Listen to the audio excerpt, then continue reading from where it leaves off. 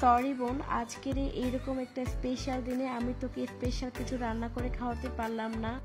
আমি অনেক অসুস্থ ছিলাম, যার কারণে কিন্তু আমি তেমন স্পেশাল কিছু রান্না করতে পারিনি। তবে বোনের আবদার ছিল তাকে একটা ছোট্ট পুডিং করে খাওয়ানোর জন্য।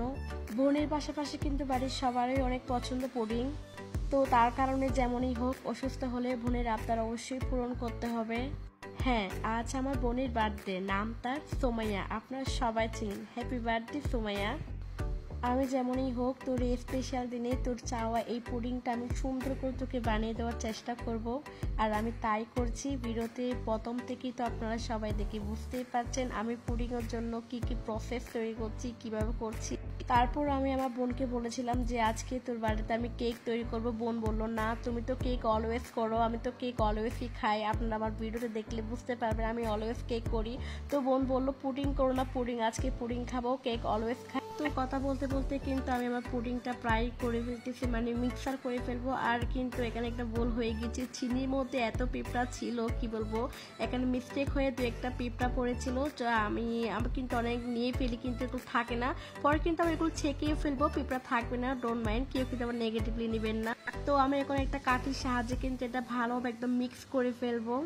মিক্স করার পর এখন খাঁটি গরুর দুধ, এই যে ফ্রিজ থেকে বের করে রেখেছিলাম আগে থেকে, এখন এখানে গরুর দুধ মিক্স করে দিব। মিক্স করার পর এখন কাঠির সাহায্যে আরো সুন্দর করে কিন্তু আমি এটা এখন মিক্স করে ফেলবো। আর আমার বোন সোমাইয়া জানে না যে তার জন্য আমি পুডিং করবো। সে আগে থেকে বলেছিল আমাকে পুডিং খাবে, সে এখন প্রাইভেটে গিয়েছে, প্রাইভেট থেকে সে দেখবে, তার জন্য আমি পুডিং করছি। তো আসলে অনেক খুশি লাগছে, হ্যাপি লাগছে যে বোন এসে দেখবে, তার পছন্দের খাবারটা আজকে তাকে করে দিচ্ছি।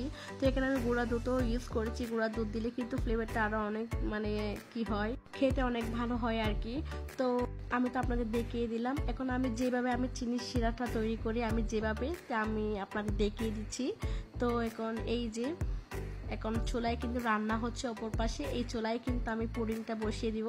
আসলে চুলায় বসিয়ে রান্না করার ফিলিংসটা কিন্তু অন্যরকম। আমি কিন্তু আমার চুলায় বেশি রান্না করি না, আমি কিন্তু অলওয়েজ গ্যাসেই করি, কিন্তু ইদানিং একটু চুলায় বেশি করছি, কারণ একদিন দুদিন করেছি, অনেক ভালো লেগেছে বসে বসে আগুনের তাপে, তাও আবার শীত অলরেডি চলেই গেল।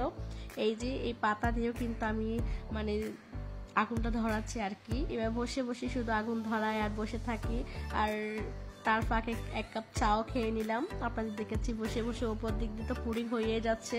আর ফাইনালি বলতে গেলে মাশাআল্লাহ আলহামদুলিল্লাহ, এই যে আমার বোনের মনের মতো, বলতে গেলে আমারও মনের মতো একদম পারফেক্ট একটা পুডিং আমি তৈরি করে ফেলেছি। দেখুন দেখতে কত সুন্দর হয়েছে।